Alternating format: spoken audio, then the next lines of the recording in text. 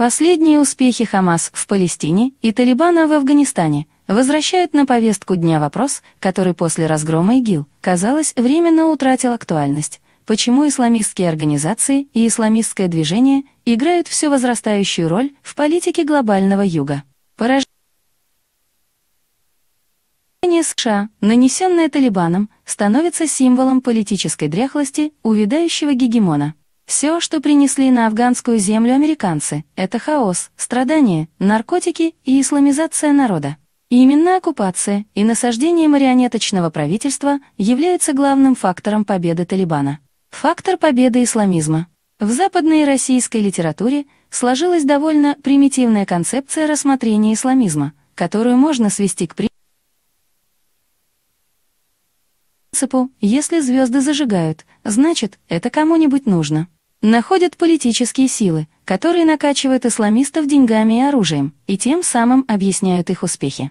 Однако деньгами и ресурсами накачивают далеко не только исламистов, но и, например, оранжевые движения в разных странах, но это не становится гарантией их побед. Захватить власть, одержать отдельную военную победу может и случайная группа заговорщиков или сплоченная организация авантюристов. Но чтобы власть удерживать или победить в гражданской войне, необходим более сущностный фактор, чем денежные и материальные ресурсы. И этот фактор заговаривается в пылу геополитической болтовни. Талибан выдворил США из Афганистана и снес их марионеточное правительство только потому, что сумел завоевать поддержку или как минимум лояльность пуштунских народных масс. Меньше всего возникает вопросов о причинах успеха талибов, когда рассматриваешь фотографии грязных, босых, почти в набедренных повязках исламистов, захвативших резиденцию маршала Дустума, которая по своему цыганскому блеску расположилась где-то между Эрмитажем и домом бывшего главного ставропольского гаишника. Рядовой пуштун не умеет читать и писать, средняя продолжительность его жизни около 44 лет, ему систематически не хватает питьевой воды и электроэнергии. И как он будет относиться к президенту Гани, представителю рода крупных землевладельцев, который ходил в школу в Орегоне, учился, а затем преподавал в американских университетах и работал во Всемирном банке.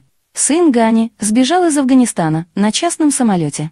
Кто ближе к народу, талибы с калашами в шлепках или посаженная американцами политическая элита?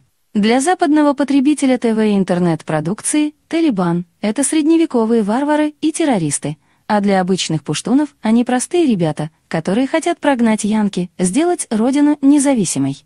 Афганцы, может быть, и не хотят жить по законам шариата, но еще больше они не хотят терпеть власть пришлых англосаксов. В этом-то и трагедия афганского и всех попавших в орбиту исламистов народов, что их национально-освободительное движение возглавляют религиозные утописты и фанатики. Истоки современного исламизма. Самое чудовищное, что исламизм в Азии захватил господствующее положение в народном движении благодаря прежде всего американской политике. Руководство США с середины XX века как огня боялось распространения коммунизма в Азии. История Китая, Кореи и Вьетнама показала, что ставка на обычных антикоммунистов фашистского толка не становится гарантией искоренения левых организаций. А кто надежно, быстро и без лишних вопросов перережет всех социалистов и коммунистов в мусульманских странах, при этом под левыми лозунгами, чтобы не отпугивать народ? Только религиозные фанатики. Поэтому США потратили миллиарды долларов, чтобы перевести национально-освободительное движение отсталых азиатских народов в русло религиозного фундаментализма. ЦРУ поддерживали маджахедов и создавали Талибан, чтобы пуштунское освободительное движение перестало быть красным. ЦРУ в свое время потворствовали созданию Аль-Каиды и подпитывало братьев-мусульман, чтобы арабское движение не окрашивалось в цвета марксизма и арабского социализма. Моссад совместно с ЦРУ создали Хамас, чтобы выбить палестинское движение из-под влияния левой Фатх. То же самое и с ИГИЛ, который призван потеснить влияние Баас и так далее.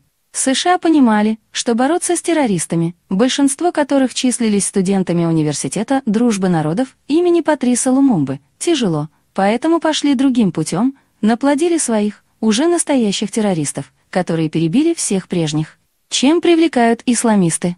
У нас совершенно не замечают, что исламисты обещают темным и необразованным массам не только рай для праведников и гури для смертников, но и построить религиозный социализм здесь, на грешной земле. Без бедных и богатых, без коррупции и с твердой рукой правопорядка. В свое время в двух наиболее образованных и культурных странах Европы мировые финансовые и промышленные элита так испугались роста коммунистических настроений, что передали власть в руки фашистам, которые обещали народу тоже построить социализм, но правильный, национальный, без экспроприации земли и заводов. С исламистами происходит ровно то же самое, только в несколько других условиях и формах. И европейские фашисты, и азиатские исламисты быстро вышли из-под контроля своих благодетелей, распространяя хаос войны за мировую гегемонию и мировой халифат. Разумеется, ни Талибан, ни Хамас ничего путного построить не могут, потому что их программы утопичны. В них нет внятной экономической основы. Талибан уже заявил, что он будет восстанавливать Афганистан с помощью Китая, Пакистана и России. Пройдет пара лет, и талибы побегут брать кредиты в американских банках. Так и им подобные организации, придя к власти, рано или поздно попадают под влияние внешних сил, потому что они экономически недееспособны. Они созданы и существуют для выполнения фундаментальной задачи коллективного Запада – сдерживать развитие мусульманских народов. Хоть и не сознают этого в своем невежестве.